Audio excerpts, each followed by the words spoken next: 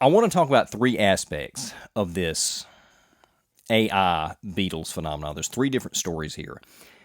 First, Giles Martin, the son of original Beatles producer and engineer George Martin, remixed the Beatles' Revolver last year.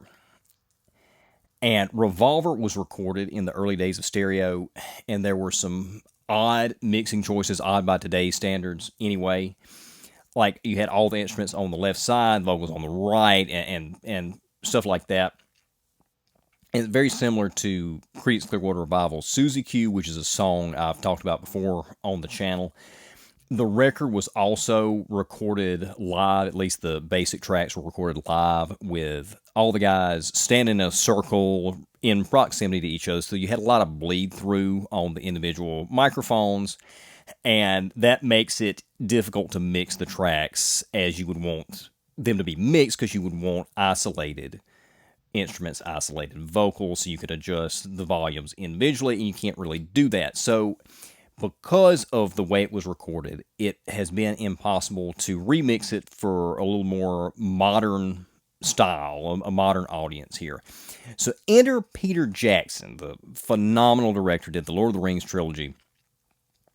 He released the Get Back Beatles documentary back in 2021, and this was a phenomenal documentary, probably the best Beatles documentary I've seen outside of the 90s anthology series. If you have not checked out Get Back, you've got to go check it out right now if you're a Beatles fan. If you're not familiar with that, basically he went and took all the footage that was shot for the documentary that became the Let It Be documentary and restored the audio and video and released this like 8 or 9 hour 3-part documentary series. It was absolutely incredible. And one of the things that he developed, his team developed for this restoration process, was an AI program that could separate vocals from instruments and even instruments from other instruments. And this was something that had never been able to be achieved before. And there was one particular aspect of the documentary that this was applied to. John and George really didn't like the idea of their conversations being recorded. Even though they had signed up for the documentary and they understood they were going to be recorded, that really wasn't something they were interested in. The documentary was more Paul's idea anyway. So whenever conversations were occurring, John and George would strum their guitars to try to drown out and keep the mics from picking up the conversations. And it worked. At the time, whenever the documentary was shot in the late 60s and whenever it was edited, they couldn't do anything with that audio. Well, now Peter Jackson's team developed this AI that could separate their vocals from the instruments and actually turn down the guitars completely, leave the vocals isolated, and then clean them up, and then you can hear everything that everybody's saying. It was really, really a feat of technological engineering here, and we've never seen anything like this in restoring audio.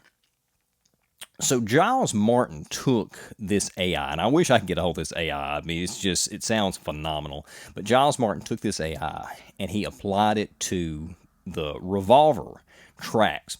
And the reason he wanted to do this, he said, for future generations, and there's a great article from the BBC. It's titled, "The Beatles' Revolver, It's Time Travel, Says Giles Martin." I'll have a link to everything we talk about here in the description of the show. And what I'm going to do, I'm going to play a 10-second snippet from Taxman, the opening track to Revolver, from the original mixes, the 2009 remastered version, but it's original mix, remastered but original mix. And then I'm going to play that same section using Giles Martin's 2022 mix. And if you're not listening to this through headphones, you're probably not going to be able to tell that much of a difference. But if you're listening to this through headphones, you'll be able to tell completely. And I don't know if I'm going to be able to clear all this. I should be able to clear it fine on YouTube since it's just a short clip, and this is 100% fair use because we're only using a very snippet. We're talking about it. We're doing it for educational purposes. But as far as getting this audio on the other audio-only platforms, I'm not sure if I'm going to be able to do it. So if you don't hear anything play on the podcast and I just keep on talking, you'll know it had to get cut. So here we go. First up, this is Taxman Original Mix 2009 Remaster. Let me tell you how it will be. Okay, so that's 10 seconds, and we've got, you could hear if you're listening to this through headphones, all the instruments were on the left. You had, it was kind of hard. I'd have to listen to it a longer segment, but I believe it was double track for sure. The vocals were double track. Now I think you had maybe one of the double track vocals hard pan right, and then the other vocal stereo, because I could hear at least one vocal on both sides. Okay, and that's very odd to a modern listening audience because that's not how music's mixed anymore. And one of the points that was made in this article, I'm not sure if Giles made it himself, this was the author, is that younger audiences listen to music predominantly through headphones. And to them, this kind of mix could be really disorienting.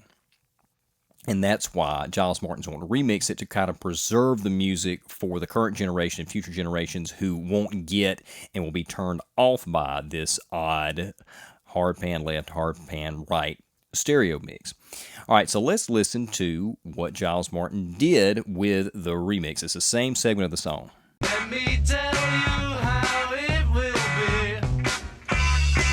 All right, so if you're listening to this through headphones, and we were able to play the tracks. Again, I'm not sure if you're actually going to be able to hear this on the audio-only version of the podcast, but you've got the bass centered, you've got the kit centered. I'd have to take a closer listen to the drums. You may even been able to lean some of the drum parts left and right. Again, I need to listen to a longer section of the song here. You had the guitar was now on the right. Previously, it had been on the left. The vocals, you could tell they were double tracked, and he took one of those double track vocals, hard panned it right, and the other hard panned it left. It's a really, really good mix, in my opinion. Now, the originals don't bother me personally. I was raised in a retro environment. I grew up listening to mono mixes and then the early stereo stuff like this, so I like it. It's nostalgic for me. I find it charming. But I also don't have a problem with Giles remixing this. I personally think it's a better mix. Like, objectively, it's a better mix, regardless of my own personal taste and my experience with the early stereo mixes. I think he did a great job, and this sounds incredible. And it's not even that much updated. It's not like it's a completely modern mix. It's more like the type of mixing that would have been done just a couple of years later whenever stereo started becoming the standard. You know, even looking at, I mentioned CCR earlier, that's my favorite band of all time for those of you who don't know, so you may hear me reference CCR and or John Fogerty quite a bit on this series. But basically, by the early 70s, this was, what he's doing here was kind of the standard. So it's not even like he's tried to mix it like a 2022 or 2023 record. He's basically just updated it by a couple of years, and I think it sounds great. These are the type of mixing techniques that I use for my own work, for my band's material, and I think it sounds fantastic. I would actually love to hear Susie Q get the same treatment from CCR. I think that would just be phenomenal. But I will mention this. I let my daughter listen to this, and my daughter's fairly young. She's preteen. And I should say that she has been also raised in a retro environment and basically trained from birth how to listen to this stuff. But I played her both versions. I didn't tell her what they were, what I was doing while I was letting her listen to these. And it's funny, she actually preferred the old mix, the old stereo mix with all the instruments on the left side and the vocals more right. Now, this is just an anecdote. This is no part of a study, but I found it interesting that somebody that young, even though you could say, yeah, well, she's been trained and has more exposure to stuff than other kids her age and even older youths, but I found it interesting that she listened to those two blind and was like, oh, the first mix is way better. So just an interesting tidbit there. I will say the danger in this is this is fine. It's great. I get it. I think it can be a good way to preserve this for future generations, to not turn people off of the Beatles. But we have to make sure we still have access to the originals. And I think about George Lucas and Star Wars, and film is something I plan on talking a lot about on future episodes of the podcast. But it's like what George Lucas did with Star Wars. Star Wars is considered one of the greatest film trilogies of all time. The original Star Wars itself is considered one of the greatest movies of all time. And I mean, by the American Film Institute, not just culture at large, audiences, but serious critics consider it one of the greatest films of all time. It was groundbreaking. And what George Lucas did, the technology didn't exist at the time that he developed Star Wars to execute his vision completely. And that bugged him. And as a creator, I get that. So he decided, whenever the technology did get there, and he helped create that technology actually, that he wanted to go back in and make it closer to his original vision using all these special effects and add some scenes back in that he had cut from the original cut, all this stuff. And that's what he did with the special editions in the late 90s, 1997. I went to theaters and saw that as a kid. I thought that it was fantastic. I loved all the new additional scenes. But what I didn't realize was that these were going to now be the only versions you could get. Like, he was disavowing the originals completely because it was like, oh, well, that wasn't my original vision, and now you get to see my original vision, so we'll just forget these old ones. Again, I get it, and in a way, I've done the same with my own music. For example, my first record, Thanks for the Broken Heart, came out in 2011. There were elements to that